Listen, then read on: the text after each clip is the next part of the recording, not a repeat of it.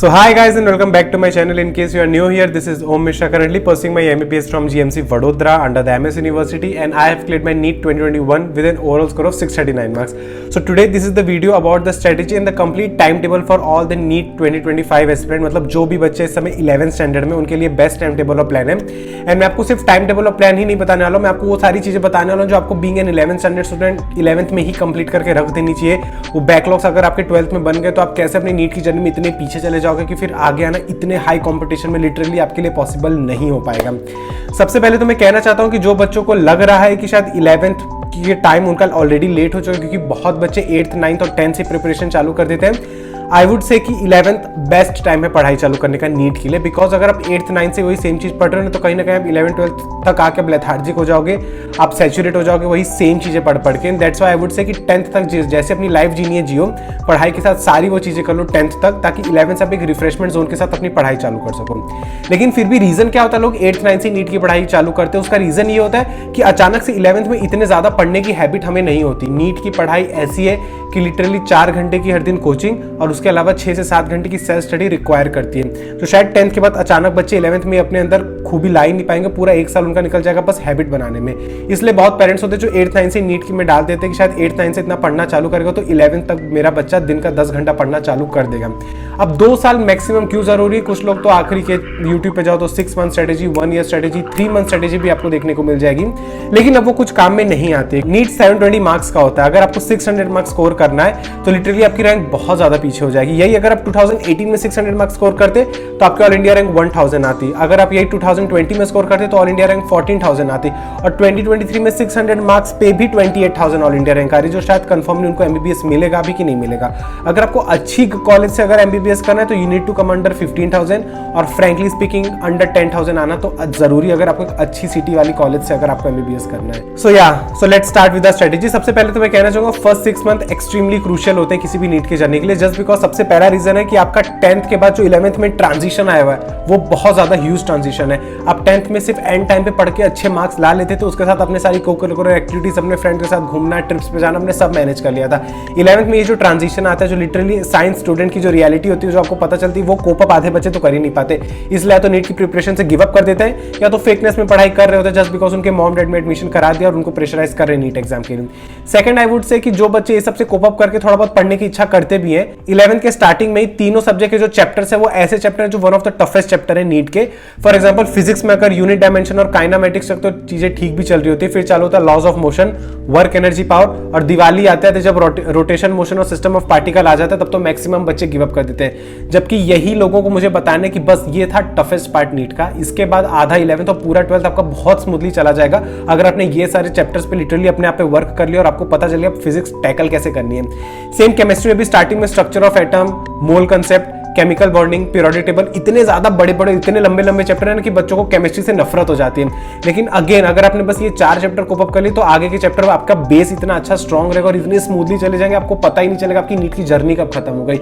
Same biology में तो कुछ हद तक हम बायो हमें पसंद है, लेकिन still animal kingdom, plant kingdom इतना डिटेल में पढ़ना किस बच्चे को पसंद है? हम तो ह्यूमन फिजियोलॉजी देख के आए गए थे बायो, लेकिन और प्लांट किंगडम और एनिमल किंगडम इतना रटना वो एक अलग टफ हो जाता। भले हमें चीजें समझ आते थे लेकिन इतना पढ़ा किसी से नहीं जाता। अगर आप 11th स्टैंडर्ड के स्टूडेंट हो तो ये सारी चीजों में प्लीज पेशेंस दिखाना, आगे काफी इंटरेस्टिंग और काफी इजी चैप्टर्स आने वाले हैं जो आपकी नीट की जर्नी में बहुत ज्यादा यूजफुल है और आपको पता भी नहीं चलेगा कि एक्चुअली ये सब आपका टफेस्ट टाइम था। ओके, तो starting with the basic step, तो ये है बेसिक स्टेप्स और प्लान जो आपको कोई भी चैप्टर कंप्लीट करना, चाहे फिजिक्स का कंप्लीट करना, बायो का करना, केमिस्ट्री का करना, मैं अपने ऑलमोस्ट हर वीडियो में बहुत डिटेल में एक्सप्लेन कर चुका हूं, तो बस आप ये नोट डाउन कर लो या तो अपने मेरे पुराने वीडियोस देखो for the better explanation. And next जो मैं आप तीनों सब्जेक्ट के लिए गोल्डन एडवाइस देने वाला हूं आपको 11th स्टैंडर्ड स्टूडेंट के लिए, वो आप ध्यान से सुनना। सबसे पहले बायोलॉजी ऐसा सब्जेक्ट है जो लिटरली आपका 50% है। 720 में से 360 मार्क्स आपको सिर्फ बायो से मिल सकते हैं। तो bio being an 11th standard student every day आपको पढ़ाई करनी है। लिटरली अभी आप मास्टर नहीं हुए हो। कुछ लोग कहते हैं भैया आपने खुद कहा था कि आपने ड्रॉप ईयर में बायोलॉजी उतना हर दिन नहीं पढ़ा था, वैसे वीक में 3-4 दिन पढ़ते थे, जब टेस्ट आता था तब पढ़ते थे। जस्ट बिकॉज मैंने 11th और 12th में बायोलॉजी और भी स्पेसिफिकली एनसीईआरटी इतनी बार पढ़ ली थी ना कि मैं एनसीईआरटी में स्पेसिफिकली मास्टर हो गया था। अब मैं ड्रॉप ईयर में अपनी वीकनेस पे सिर्फ काम कर रहा था, इसलिए मेरा हर दिन पढ़ना जरूरी नहीं है। लेकिन अभी आप मास्टर नहीं हुए हो, अभी आप एक ही बुक को 10 बार पढ़ो, आपके अंदर वो कैपेसिटी नहीं नहीं है। आप तो 10th के बोर्ड भी सिर्फ 2 या 3 टाइम मैक्सिमम पढ़ के चले गए थे देने, लेकिन नीट में एक ही चैप्टर को 10, 15, 20 बार पढ़ना पड़ता है। हर एक लाइन आपको लर्न होनी चाहिए, तभी जाके वो होगा।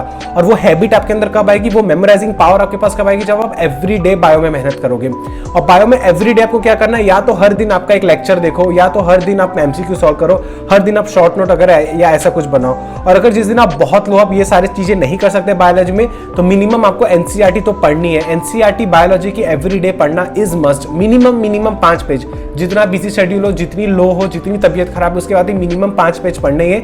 और मैक्सिमम दिन के 10-15 पेज तो आपको एनसीईआरटी के बायोलॉजी के पढ़ने ही है। अनवांटेड आपका क्या और शेड्यूल चल रहा है, आपका कौन सा टेस्ट आ रहा है, कौन सा स्कूल एग्जाम आ रहा है, बायोलॉजी एनसीईआरटी बाइबल है। लिटरली हर एक लाइन, हर एक क्वेश्चन, नीट का जो आपका 100 क्वेश्चन होगा जिसमें से आपको 90 कंपलसरी अटेम्प्ट करने, सब एनसीईआरटी से ही होगा। तो वो एक क्वेश्चन को फाइट करने के लिए आपको लिटरली हर दिन मेहनत करनी पड़ेगी, हर दिन 10-15 पेजेस पढ़ने पड़ेंगे और उसके रिलेटेड एमसीक्यू सॉल्व करने, डाउट्स पूछने, शॉर्ट नोट बनाने। जब एवरी डे वर्क करोगे तभी 1-2 महीने बाद आपको इंप्रूवमेंट दिखेगा। अगर आप सेम शेड्यूल फॉलो करते जा रहे हो तो कुछ आपका सैचुरेट हो जाओगे, मार्क्स भी आपके नहीं बढ़ने वाले। Second, physics solving. फिजिक्स आपको एवरीडे सॉल्व करनी है। लिटरली बायोलॉजी की एनसीईआरटी पढ़ना और फिजिक्स सॉल्व करना एवरीडे होती है। आप देख सकते हो जो 10th स्टैंडर्ड में आप आरडी शर्मा मैथ्स के लिए एवरीडे 30 क्वेश्चन मिनिमम तो लगाते होगे। आप अगर आप किसी कोचिंग में या किसी ट्यूशन में, आपने सेल्फ हैबिट बनाई होगी, एवरीडे आप मैथ्स की प्रैक्टिस करते थे, तभी शायद आपने बहुत अच्छा मैथ्स में स्कोर किया। या भी कुछ लोग होते हैं जो एवरीडे प्रैक्टिस नहीं कर रहे होंगे और बोल रहे होंगे भैया मैंने तो बस एंड टाइम पे एनसीईआरटी कर ली थी, हो गया था। वो बोर्ड्स था, ये नीट एग्जाम में बहुत ज्यादा डिफरेंस है। उस कॉन्फिडेंस में मत रहना कि लिटरली मैं हर दिन प्रैक्टिस नहीं करूंगा, एंड टाइम पे करके चला जाऊंगा तो मेरा काम हो जाएगा। फिजिक्स में लोग लिटरली ड्रॉपर से पूछो, इतना ज्यादा वो लोग अपनी एक्सपीरियंस से बताएंगे कि लोग लिटरली ड्रॉप ईयर में 150 to 200 MCQ every day physics को सॉल्व करते ताकि उनका फिजिक्स स्ट्रॉन्ग हो। आपको नहीं पता, अभी आप 11th में हो, आपका माइंड बहुत ज्यादा सेंसिटिव है, आपको अभी चीजें पता ही नहीं है कैसे करना। इसलिए मैं कह रहा हूँ जितना ज्यादा अपने आप को टॉर्चर कर सकते हो, जितना ज्यादा हार्ड वर्क कर सकते हो, उतना ज्यादा आपको बेनिफिट मिलेगा। अब क्योंकि अभी आपके माइंड को पता ही नहीं किस लेवल की मेहनत करनी रहती है to tackle the best marks in the mock test, to tackle the NEET के 11th के सारे चैप्टर्स। तो जेन्युइनली मेरी एडवाइस है मिनिमम 50 एमसीक्यू सॉल्व करना मस्ट है। अब इतना सब सुनने के बाद लोग कह रहे होंगे भैया टाइम ही नहीं बचता, 50 एमसीक्यू फिजिक्स को सॉल्व करना और 10-15 पेज एनसीईआरटी पढ़ना, हमारा तो पूरा दिन ये 2 काम में चला जाएगा, तो बाकी काम कैसे करें। इसीलिए कह रहा हूं अभी से अपनी हैबिट बनाओ। अभी शायद पूरा दिन चला जाएगा, 2-3 महीने बाद शायद आधे दिन में 2 काम हो जाएगा, तो आधा दिन एक्स्ट्रा पढ़ पाओगे। इससे कुछ महीने बाद आपको शायद ये काम सिर्फ 1/4 डे में हो जाए, बाकी 3/4 डे आप अपने कोचिंग, अपना एक्स्ट्रा काम करोगे। चीजें आज से चालू करोगे तभी आज से कुछ महीने बाद आपको असर दिखेगा। अगर सिर्फ रोते रहोगे तो पूरे साल रोते ही रह जाओगे। ऑल्सो भी आप 11th स्टैंडर्ड में हो तो आप लोग को लग रहा होगा सिर्फ एनसीईआरटी बुक खरीद लेना बहुत बड़ी बात होती है, हमारा वही एक पैकेज बन जाएगा। लेकिन मैं सारे वो एस्पिरेंट को बोलना चाहता हूँ जो मुझे लिटरली डीएम भी करते हैं कि भैया मेरे पास एनसीईआरटी है और मैं यूट्यूब से लेक्चर देख रहा हूं, तो क्या इतना इनफ है? नहीं, आपकी एनसीईआरटी के अलावा एक ऐसी बुक होनी चाहिए जिसमें सब कुछ हो, जिसमें आपके नोट्स भी अच्छे से प्रिपेयर्ड हो, जिसमें आपके ढेर सारे एमसीक्यूज भी हो, जिसमें आपके पीवाईक्यूज भी हो, जिसमें आपके शॉर्ट नोट्स भी हो। वो एक ऐसा बुक होना चाहिए जिसके साथ आप अपनी नीट का बेस क्रिएट कर सकते हो। जो बच्चे एलन आकाश में जाते हैं उनको तो वहाँ की स्टडी मटेरियल मिल जाती है, वो आप अपना बेस बना सकते हो। लेकिन जो बच्चे कोचिंग नहीं जाते हैं, जिनको कोचिंग के मॉड्यूल्स पसंद नहीं आती है, जिनको नहीं जम रही, आप ले सकते हो ऐसी कोई बुक जैसे दिशा पब्लिकेशन की एनसीईआरटी एक्सट्रैक्ट है। कंप्लीट पैकेज है आपके नीट के लिए। इसमें क्या नहीं है, सबसे पहले तो इसमें जो पूरे नोट्स प्रिपेयर्ड है, इसमें लिटरली एनसीईआरटी की लाइनों से ही आपके नोट्स प्रिपेयर्ड है और वो एनसीईआरटी लाइनों के आगे पेज नंबर भी लिख दिया गया और वहां पे पीवाईक्यू भी मेंशन कर दिया कि ये लाइन इस पीवाईक्यू में आया था। तो आपको रीड करते करते ये भी रियलाइज होता रहेगा कि हाँ, आप एक पीवाईक्यू वाली लाइन ही लर्न करो जो आपको बहुत अच्छे से फोकस से लर्न करनी है। उसके अलावा मोर देन 6000 प्रैक्टिस क्वेश्चन है इस बुक में, जो मैं कहता हूं कि आपको मिनिमम हर चैप्टर से 100 एमसीक्यू तो सॉल्व करनी है। यहाँ पे मोर देन 6000 क्वेश्चन है पूरी बुक में और यहाँ पे पीवाईक्यूज भी अवेलेबल है और एनसीईआरटी एग्जाम्पलर जो सारी एनटीए की ही बुक्स हैं जिनसे एनटीए नीट में क्वेश्चन डालता है, वो सारे क्वेश्चन इसमें हैं और गेस व्हाट, सबके सोल्यूशन परफेक्टली दिए हुए हैं। ये बुक फिजिक्स, केमिस्ट्री, बायोलॉजी तीनों के लिए अवेलेबल है। तो अगर आपके पास कोई अच्छा पैकेज नहीं है तो एक साथ ही कॉम्बो आप मंगा लीजिए। लिटरली बिल्कुल रिग्रेटफुल डिसीजन नहीं रहेगा, बाद में मुझे लिटरली थैंक यू बोलने वाले हो। So link in the description, just go and buy this amazing book. आपको बहुत ज्यादा हेल्प होने वाली है, बहुत ज्यादा मदद होने वाली है। So now let's come to the time table. सबसे पहले आप 11th स्टैंडर्ड में हो तो आपका 11th स्टैंडर्ड चालू हुआ होगा अप्रैल में। मे बी आप डमी हो गया, नॉन डमी स्टूडेंट हो गया, लेकिन अप्रैल से आपका चालू हो गया होगा। तो आपका टारगेट होना चाहिए April 2023 to Jan 2024। I am literally saying Jan तक तो आपका सब कुछ रैप अप हो जाना चाहिए। ये पूरे टाइम स्पेन में आपके सारे चैप्टर के नोट्स अच्छे से प्रिपेयर्ड हो जाने चाहिए। सारी मॉड्यूल्स के जो लेवल 1, लेवल 2, लेवल 3 है, पीवाईक्यू है, वो सारे सॉल्व हो जाने चाहिए। सारे चैप्टर्स के सारे सब्जेक्ट के आपके डाउट्स क्लियर हो जाने चाहिए। आपकी सारे सब्जेक्ट के फॉर्मुला शीट और शॉर्ट नोट्स आइडियली बन के रेडी हो जाने चाहिए। आपको 11th में तो जैन तक का टाइम दे रहा हूँ, 12th में तो लिटरली आपको दिसंबर में सब रैप अप कर देना होगा, क्योंकि अगले जनवरी में आपका प्री बोर्ड चल रहा होगा। तो अभी 11th में हो तो अप्रैल से लेकर जैन तक ये आपका टाइमलाइन है। अगर आप बहुत पीछे हो गए हो ना, तो दिवाली वैकेशन है जो आपका गेम चेंजर हो सकता है। दिवाली वैकेशन में मिनिमम जो शायद 2 हफ्ते की हमें वैकेशन मिलती है, उसमें आप पूरा आप अपने आप को निचोड़ लो, आप रेस में वापस आ सकते हो। Now let me divide the student। जो बच्चे सबसे पहले जो स्कूल जा रहे हैं और उसके साथ वो ऑफलाइन या ऑनलाइन कोचिंग अटेंड कर रहे हैं, तो आपका वीक में सिर्फ 6 दिन स्कूल रहता है। सैटरडे को इंक्लूड अगर मैं कर रहा हूँ, कुछ लोग का हाफ डे होता है, कुछ लोग का छुट्टी होता है। तो आई वुड से आप वीक में 2 छुट्टी मारने स्कूल की चालू कर दो, तो वीक में आपको 2 ऐसे दिन मिल जाएंगे और एक सैटरडे एक संडे। तो आप 4 दिन वीक में तो लिटरली डमी वाली लाइफ ही जी रहे होगे, जो डमी स्टूडेंट कोटा में बैठ के जी रहा है। और ये 4 दिन आपको लिटरली एवरीडे 10 to 12 आवर्स पढ़ाई करनी है, इंक्लूडिंग आपका कोचिंग अगर जा रहे हो तो सेल्फ स्टडी तो आपका 6 to 7 आवर्स का होना चाहिए। और वीक में जो आप 4 दिन स्कूल जा रहे हो, उसमें आपको स्मार्टली मैनेज करना है। आपके जो गेम्स पीरियड है, आपका जो क्राफ्ट पीरियड है, जो आपका म्यूजिक का पीरियड है, एक्स्ट्रा को करिकुलर एक्टिविटी का, वो सारे टाइम में लिटरली आप लाइब्रेरी में जाके पढ़ो या आप अपने क्लासरूम में आके वापस पढ़ो। लिटरली कह रहा हूँ, जो बच्चे नीट या जेईई की तैयारी नहीं करे, वो लोग हर जगह पार्ट लेंगे, वो हर जगह स्कूल मेमोरीज बना रहे होंगे, आपको भी इन्फ्लुएंस करेंगे, लेकिन आपको इन्फ्लुएंस लिटरली नहीं होना है। मैं आपको बता नहीं सकता, मैंने स्कूल में फिर भी कुछ हद तक पार्टिसिपेट चीजें कर ली, तो मुझे बहुत रिग्रेट हो रहा है कॉलेज में आने के बाद कि लिटरली कॉलेज में हर साल हर महीना एक फेस्ट की तरह ही हम लोग जी रहे हैं। अब लगता है कि काश वो 2 साल और मैंने अपने आप को स्ट्रिक्ट कर लिया होता तो शायद मेरा फर्स्ट अटेम्प्ट में सिलेक्शन हो जाता। तो लिटरली रिग्रेट करने की कोई डिसीजन नहीं है। कॉलेज में आपको बहुत चीजें करने को मिलेंगी। ये 2 साल अपनी हॉबीज को लिटरली साइड रख दो। हॉबीज तब करो जब पढ़ाई से एकदम फ्रस्ट्रेट हो जाओ। मान लो आप 1 महीने से जम के पढ़े जा रहे हैं टेस्ट के लिए, आज फाइनली आपका टेस्ट कंप्लीट हुआ, आपके 650 नंबर आ रहे हैं, you are proud of yourself, give yourself a 1 day break. वो 1 दिन के ब्रेक में अपनी वो हॉबी करो। स्कूल के एनुअल फंक्शन और स्कूल के शेड्यूल के हिसाब आप कॉम्पिटिशन में पार्ट लेके अपने इतने दिन और अपने हफ्ते बर्बाद मत करो। ये टाइम आपका वापस नहीं आने वाला। तो आप ऐसे स्कूल वाले बच्चे आप ऐसे मैनेज कर सकते हो। अगर आपकी सेल्फ स्टडी 6 to 7 आवर्स की नहीं हो रही, सो कांग्रेचुलेट योरसेल्फ, आप नीट में बहुत ज्यादा पीछे हो। मैं वैसे भी आपको नहीं कह रहा कि 6 से 7 घंटे आप लगातार पढ़ो। आप 2 स्लॉट में 3 स्लॉट में पढ़ सकते हो। आप 2-2 घंटे के 3 स्लॉट रख लो या 3 घंटे के 2 स्लॉट रख लो, लेकिन आपको मिनिमम 6 to 7 आवर्स की पढ़ाई होनी चाहिए। क्यों? क्योंकि अगर आप 6 to 7 आवर्स पढ़ रहे हो ना दिन में, तो शायद आप क्वालिटी वाइज 2 to 2.5 आवर्स पढ़ रहे हो। और वहीं पे शायद जो एक बच्चा 8 या 9 घंटे सेल्फ स्टडी कर रहा है, वो शायद 4 घंटे वाली क्वालिटी स्टडी कर रहा है। तो आप आई होप ये डिफरेंस समझ रहे हो कि आप जितना ज्यादा सेल्फ स्टडी में दोगे ना, उतनी आपकी क्वालिटी वाली स्टडी और भी बढ़ती जाएगी। और शायद 12th के आधे तक आपके अंदर पढ़ने की इतनी ज्यादा हैबिट हो जाएगी, शायद आप 6 to 7 आवर्स जो सेल्फ स्टडी कर रहे हो, शायद प्योरली आप 6 to 7 आवर्स क्वालिटी स्टडी कर रहे हो, उसमें फिर आप कोई कॉम्प्रोमाइज कर ही नहीं रहे हो। तो अभी से हैबिट डालना चालू करो, कुछ टाइम बाद आपको वो असर दिखने वाला है। फिर जनवरी में आपका सब सिलेबस कंप्लीट हो जाएगा। आप ऑलरेडी नीट की वजह से इतने आगे रहोगे कि फेब में आपका पूरा स्कूल एग्जाम का माहौल रहेगा। और फेब वो बेस्ट टाइम है जहां आप अपने स्कूल एग्जाम के थ्रू अपनी पूरी एनसीईआरटी वापस रिवाइज कर सकते हो, 1, 2, 3, 4, 5 बार शायद। और उसके बाद आपकी पूरी फेब के एंड तक में आपकी एनसीईआरटी 11th की बहुत ज्यादा बेस्ट हो जाएगी, जो आप लिटरली बहुत बच्चों से आगे रहोगे। और मार्च में जब शायद आपके आधे मार्च तक भी 11th का एग्जाम चल रहा है नहीं चल रहा है, आई डोंट नो, लेकिन मार्च आपको पूरा देना है 11th की फुल सिलेबस टेस्ट सीरीज देने में। एक ऐसी टेस्ट सीरीज भी आती है जहां पे 12th का कुछ नहीं होता, सिर्फ 11th के 720 मार्क्स के पेपर होते हैं, हर 4-4 दिन पे आप देना। और गेस व्हाट, आपको अपने हर टेस्ट में प्लस 40 या 50 मार्क्स का अपग्रेडेशन दिखना चाहिए। आप अपनी गलतियों पे वर्क करो, अपने एनालिसिस पे करो।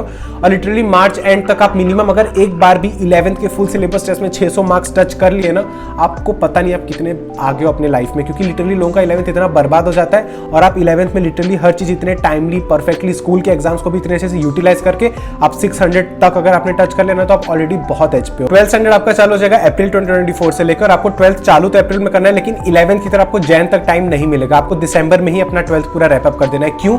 सबसे पहले तो 12th में कंपैरेटिवली चैप्टर कम है और ज्यादा इंटरेस्टिंग है, पहला रीजन। दूसरा रीजन, अब आप ऑलरेडी और सीरियस और हार्ड वर्क करोगे, क्योंकि अब आपको सिर्फ 1 साल नीट में बचा, तो आपको अपनी स्पीड वैसे भी बढ़ानी पड़ेगी। थर्ड, अब आपकी स्टडी हैबिट्स बहुत ज्यादा बेटर हो चुकी होंगी। 11th से ज्यादा आप एफिशिएंट 12th में ज्यादा महसूस कर रहे होगे। लेकिन हाँ, अगर आपने 11th में अच्छे से हार्ड वर्क किया, जो मैंने पॉइंट्स अभी बोले उन सब पे आपने काम किया, तभी 12th में आप ये बेनिफिट उठा पाओगे। एंड फोर्थ, आपके बोर्ड्स और प्री बोर्ड्स भी रहेंगे जिनमें आपको एस करना है जनवरी में, तो आपको दिसंबर तक सब कंप्लीट कर ही देना है। तो ये 4 रीजन है कि आपको 11th से जल्दी आपको 12th अपना दिसंबर तक कंप्लीट कर देना है। तो बिल्कुल भी आपको शेड्यूल आपका एकदम पैक रहेगा, कोई आपको 11th के लिए टाइम मिलेगा ही नहीं। शायद बीच में जब आप बहुत सैचुरेट हो जाए 12th से, तो शायद आप बीच बीच में 11th रिवाइज कर सकते हो। केमिस्ट्री, फिजिक्स और बायोलॉजी की इंडिविजुअल स्ट्रेटेजी मैंने अपने यूट्यूब चैनल पर डाली थी, जिसपे कितना बेहतरीन रिस्पॉन्स मुझे ऑडियंस से मिला है, thank you for that. Second, जो बच्चे कोचिंग नहीं जाते, आपको यूट्यूब पे कौन से बेस्ट सोर्सेज हैं, कौन से बेस्ट लेक्चर्स है जो आपको देखने से आपका बहुत अच्छे से समझ आ जाएगा, वो भी मैंने अपने चैनल पे बता दिया है। एंड बेस्ट रिसोर्सेज और बुक्स भी बता दिया कि अगर आप ये कोचिंग जाते हो तो इन कोचिंग की मॉड्यूल्स बहुत अच्छी है, और अगर आप नहीं जाते तो आप ऐसी कोई बुक ले सकते हो जिसका मैं रेफरेंस दे रहा हूँ कि बहुत अच्छी बुक्स है। तो आपके पास सब कुछ बेस्ट मैंने आपको बता दिया, अब आपको सिर्फ करनी है अपनी पढ़ाई। अब मैं जाता हूँ टेस्ट पे कि आपको टेस्ट कैसे मैनेज करना है। 11th स्टैंडर्ड में मैं आपको कह रहा हूँ, मैंने जैसा आपको कहा था 11th स्टैंडर्ड में आपको मंथ में एक टेस्ट देना है। अगर आप किसी कोचिंग में एनरोल हो तो कोचिंग वाले आपको दे देंगे आपका टाइम टेबल, तो आपको मेहनत करने की जरूरत नहीं है। लेकिन अगर आप कोचिंग नहीं जा रहे हो तो आपको मंथ में एक टेस्ट देनी है, वो भी पार्ट टेस्ट देनी है, जो सिर्फ कुछ सिलेक्टेड चैप्टर्स के ही रहते हैं, आपका भी फुल सिलेबस तो ऑफकोर्स नहीं देना। तो ऐसे पूरा 11th आप हर महीने एक टेस्ट देके ऑफलाइन मोड पे अपनी ग्रोथ करोगे। या फिर मैंने जैसा कहा कि आपको मार्च में तो लिटरली 11th के फुल सिलेबस टेस्ट देने हैं एवरी 4 to 5 डेज, जब आपका 11th खत्म हो गया होगा और 12th चालू होने वाला होगा।